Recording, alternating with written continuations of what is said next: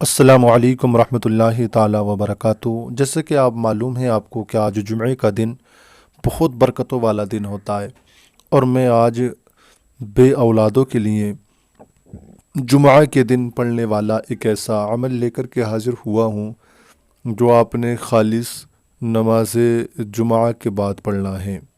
نماز جمعہ کے بعد پڑھ لیں گے انشاءاللہ ہفتے میں ایک بار، اور انہی 4 ہفتوں کے اندر اندر آپ دیکھیں گے کہ اللہ تبارک و تعالیٰ کی ذات گرامی سے آپ کو اولاد کی خوشخبری ملے گی، اور جس کا انتظار آپ کو پچھلے کئی سالوں سے ہے، کیونکہ اولاد بعض وقت میں ہو تو ایک دم ہو جاتی ہے، اور نہیں تو کئی سال ہمارے گزر جایا کرتے ہیں، دوائیاں بھی کھلاتے ہیں، پیسہ بھی اٹھاتے ہیں، پریشان بھی رہتے ہیں، طبیب حکیم ڈاکٹروں کے پاس چکر لگاتے لگاتے ہمارے جوتے گھس جایا کرتے ہیں، مگر پھر بھی ہمیں اولاد نہیں ملا کرتی۔ تو دیکھیں، دعائیں کرنا میرا اور آپ کا کام ہے، قبول کرنا یہ میرے اور آپ کے رب کا کام ہے۔ اس لیے ہمیں دعا اپنے رب سے کرتے رہنا چاہیے، ہمیں التجا اپنے رب سے کرتے رہنا چاہیے۔ اب آپ کسی ڈاکٹر کے پاس جائیں، کسی طبیب حکیم کے پاس جائیں، تو یہ تو میرا اور آپ کا سب کا عقیدہ ہے کہ اولاد نہ تو ڈاکٹر دیتا ہے، اولاد نہ تو طبیب دیتا ہے، اولاد نہ تو حکیم دیتا ہے، اولاد تو پروردگار ہی دیتا ہے۔ یہ تو صرف اس نے ہمارے لیے ایک ذریعہ بنا دیا ہے کہ آپ ڈاکٹر کو دکھائیں، علاج کرائیں، آپ حکیم کو دکھائیں، علاج کرائیں، کسی طبیب کو دکھائیں، تعویذ لیں، دم کرائیں، علاج کرائیں۔ مطلب یہ ہمارے لیے بیچ کا ایک ذریعہ ہے، باقی حکم تو پروردگار ہی کا ہونا ہے، مرضی تو پروردگار ہی کی ہوگی۔ تو میں کبھی کبھی یہ سوچنے لگتا ہوں کہ جب ڈاکٹر طبیب حکیم ہمارے لیے ایک ذریعہ بنائے گئے ہیں، ان کے ذریعے سے پروردگار ہمیں اپنی رحمت سے اولاد دیتا ہے، تو پھر ہم ذریعہ بدلیں کیوں نہیں؟ ہم جب ذریعہ ڈاکٹر کو بنا کر اولاد لے سکتے ہیں، تو ہم پھر ذریعہ قرآن پاک کو بنا کر اولاد نہیں لے سکتے؟ بالکل لے سکتے ہیں۔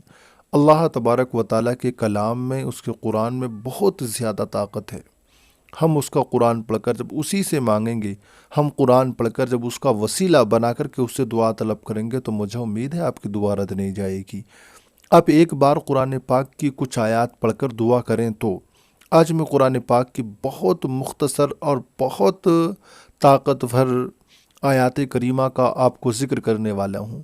آپ نے خالص جمعے کی نماز کے بعد میں یہ عمل کرنا ہے، اور ہفتے میں صرف ایک بار کرنا ہے۔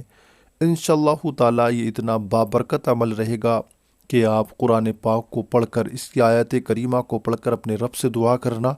کیسے پڑھنا ہے یہ میں ساری باتیں آپ کو بتانے لگا ہوں۔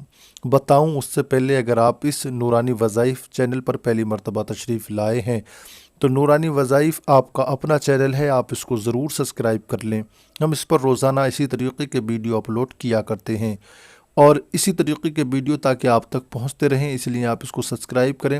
آپ کے کوئی دوست ساتھی اس معاملے میں پریشان ہو تو ان تک ویڈیو شیئر بھی کیا کریں، تاکہ میری اور آپ کی وجہ سے اگر کسی کی پریشانی کا خاتمہ ہو رہا ہے تو میرا اور آپ کا کیا بگڑ رہا ہے، ہمیں شیئر کرنا چاہیے۔ جیسے کہ آپ نے نماز جمعہ کے دن کا میں آپ کو عمل بتا رہا ہوں، آپ نے جمعے کے دن یہ کرنا ہے۔ آپ نے نماز جمعہ کی تیاری کر لی، نماز جمعہ سے پہلے اپنے تمام کام کاج سے آپ فارغ ہو جائیں۔ نماز جمعہ کے بعد کا یہ عمل ہے، آپ نماز جمعہ کو ادا کریں گی۔ نماز جمعہ کو ادا کرنے کے بعد چاہے شوہر یا بیوی دونوں میں سے کوئی سا بھی کر سکتا ہے، یہ عمل دونوں کے لیے ہے، چاہے تو شوہر کر لے، چاہے تو بیوی کر لے، کوئی بھی کر لے، چاہے ایسا کر لے کہ اس ہفتے شوہر کر لے اور اگلے ہفتے بیوی کر لے، جب بھی کوئی حرج نہیں، مگر 4 ہفتے ناگاہ نہیں ہونا چاہیے۔ تو عمل یہ کرنا ہے، آپ نے نماز جمعہ کو پڑھنا ہے۔ نماز جمعہ کو پڑھنے کے بعد میں آپ نے اول میں سب سے پہلے 3 مرتبہ درود شریف کو پڑھ لینا ہے۔ نماز جمعہ کے بعد میں آپ مسجد میں، اگر آپ نے نماز پڑھی ہے تو مسجد میں بھی آپ بعد نماز جمعہ تنہائی میں بیٹھ کر یہ کر سکتے ہیں، اور میری بہن ہے اگر گھر پہ پڑھی ہے تو گھر تو مصلی پر نماز کے بعد میں اسی پر بیٹھ کر تنہائی کے ساتھ، تاکہ آپ سے عمل کے درمیان کوئی بات نہ کرے، اس طریقے سے آپ پڑھ لیں۔ عمل شروع کرنے سے پہلے 10 20 50 100 روپے کا صدقہ بھی کسی نہ کسی کے غریب کے حوالے کر دیں، یہ نکال کر رکھ دیں، غریب ملنے پر بعد میں اسے دے دینا۔ آپ نے کرنا کیا ہے، اول میں آپ نے 3 مرتبہ درود شریف پڑھنا ہے، اس کے بعد میں 7 مرتبہ سورہ فاتحہ کی تلاوت کرنا ہے۔ سورہ فاتحہ الحمد شریف، الحمدللہ رب العالمین، اس کو سورہ فاتحہ کو آپ نے 7 مرتبہ پڑھ لینا ہے۔ 7 مرتبہ پڑھنے کے بعد میں آپ نے 41 مرتبہ سورہ علم نشرہ کو پڑھنا ہے، جو 30ویں پارے کے اندر موجود ہے۔